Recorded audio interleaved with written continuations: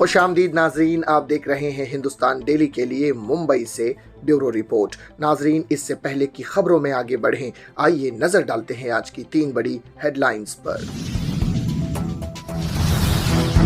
मुंबई में red alert पड़ा फीका, स्कूल कॉलेज रहे बंद, सहमे रहे लोग, अनुमान से कम हुई बारिश। मणिपुर हिंसा पर गुरुवार को भी सदन में हंगामा, चुप्पी तोड़े पीएम, सांसद में विपक्ष का ब्लैकआउट। अरब सागर में कचरों का अंबार, लहरों के साथ आया मलबा, बीएमसी अपने पर अड़ी, कहा सवाल उठाना गलत। देखा नाजरीन, ये थी आज की 3 बड़ी हेडलाइंस। अब बढ़ते हैं खबरों की जानिब। मौसम विभाग की सूचना के आधार पर मुंबई, ठाणा, रत्नागिरी सहित 7 जिलों में स्कूल कॉलेज को बंद करने का आदेश दिया गया था। इस दौरान मुंबई, ठाणे सहित कुछ जिलों के लिए रेड अलर्ट जारी किया गया था।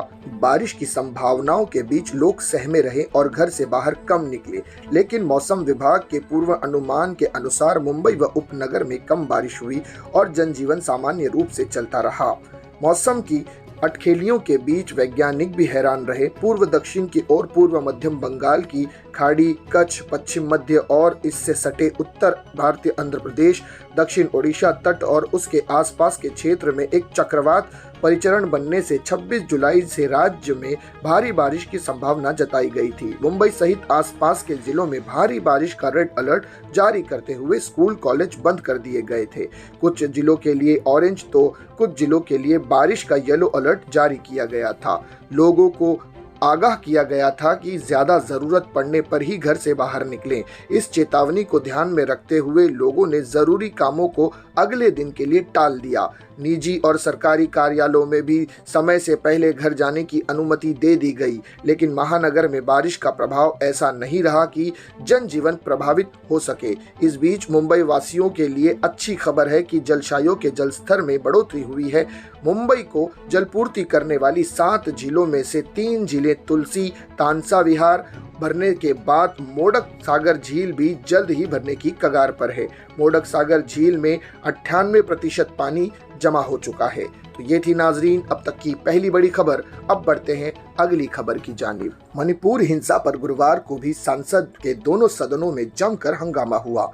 लोकसभा शुरू होते ही विपक्ष ने नारेबाजी शुरू कर दी, जिसके कारण सिर्फ 6 मिनट बाद ही स्पीकर ओम बिड़ला ने कार्यवाही दोपहर 2 बजे तक के लिए स्थगित कर दी। 2 बजे कार्यवाही शुरू हुई तो लोगों ने हंगामा जारी रखा, जिसके कारण इसे शुक्रवार तक के लिए स्थगित कर दिया गया।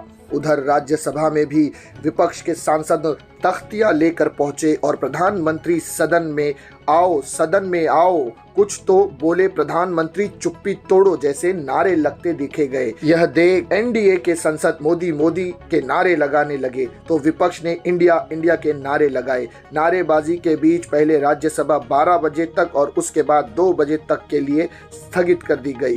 विपक्षी सांसद मणिपुर हिंसा के विरोध में काले कपड़े पहनकर पहुंचे, हालांकि सदस्यों ने लंच के बाद सदन से वॉकआउट कर दिया। लोकसभा में हंगामा कर रहे विपक्षी सदस्यों का लोकसभा स्पीकर ओम बिड़ला ने कड़ी फटकार लगाई। स्पीकर ने कहा कि पूरा देश देख रहा है, आप उसके सामने कैसा उदाहरण पेश करना चाहते हैं। हंगामा न रुकता देख स्पीकर ने सदन को दोपहर 2 बजे तक के लिए स्थगित किया। 2 बजे कार्रवाई दोबारा शुरू हुई तो लेकिन नारेबाजी लगातार जारी रही। हंगामे के बीच जन विश्वास संशोधन बिल पारित किया गया। इसके बाद कार्रवाई शुक्रवार तक के लिए स्थगित कर दी गई। राज्यसभा में भी जमकर हंगामा हुआ।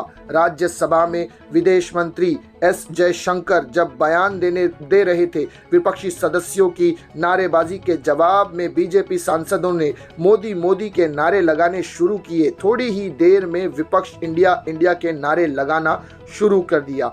ये वजह से विदेश मंत्री की आवाज समझ में नहीं आ रही थी। शोर न थमता देख सभापति जगदीप धनखड़ ने सदन को पहले 12 बजे तक फिर 2 बजे तक के लिए स्थगित कर दिया। सपा नेता राम गोपाल यादव ने कहा, कोई विरोध प्रदर्शन नहीं होगा, हर कोई काले कपड़े पहनेगा या अपनी बाह पर काला कपड़ा बांधेगा। हम चिंतित है क्योंकि मणिपुर की सीमा म्यांमार से लगती है, जहां सेना शासन है और आतंकवादियों को पनाह देता है। कांग्रेस नेता अधीर रंजन ने कहा कि हमारी मांग थी कि पीएम खुद आकर बोलें, पता नहीं क्यों प्रधानमंत्री नहीं बोल रहे हैं। हमें मजबूरन अविश्वास प्रस्ताव लाना पड़ रहा है, हमारी मजबूरी है, हम जानते हैं कि इससे सरकार नहीं गिरेगी। तो ये थी नाज़रीन अब तक की दूसरी बड़ी खबर। अब बढ़ते हैं आखिरी खबर की जानिब। दक्षिण मुंबई के पाठक जैन इलाके में भारी कचरा जमा होने के कारण जल निकासी की बड़ी समस्या खड़ी हो गई है।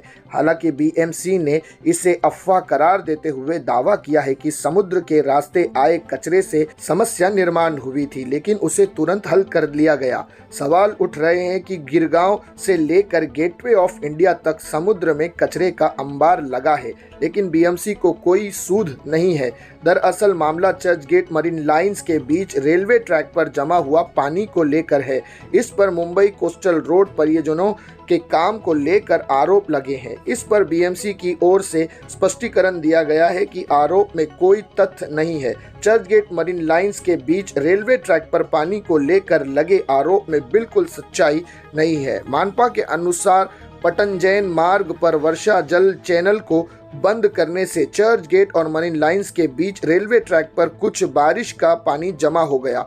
इसके बाद तत्काल कार्रवाई करते हुए और रेलवे प्रशासन के समन्वय ने मानपा के A division, rain water channel और बॉम्बे कोस्टल रोड टीम ने प्लॉट और मैन पावर को लेकर जगह का निरीक्षण किया। बीएमसी के अनुसार जेसीबी की मदद से उक्त पटमुख को तुरंत साफ कर दिया गया।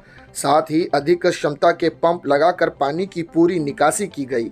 बहरहाल समुद्र में बह रहे कचरे को लेकर सवाल उठाने लगे हैं। समुद्र में बड़े पैमाने पर प्लास्टिक और कचरे बह रहे हैं। समुद्र में चलने वाली जहाज़ों के नेविक भी इसे लेकर हैरान है। तो ये थी नाजरीन अब तक की 3 बड़ी खबरें जिन पर तफसील से बात की गई। इसी तरह की खबरों के लिए हमारे चैनल को सब्सक्राइब कीजिएगा। मैं सिराज शेख, हिंदुस्तान डेली से फिर मिलूंगा किसी अगली खबर के साथ। तब तक के लिए जय हिंद।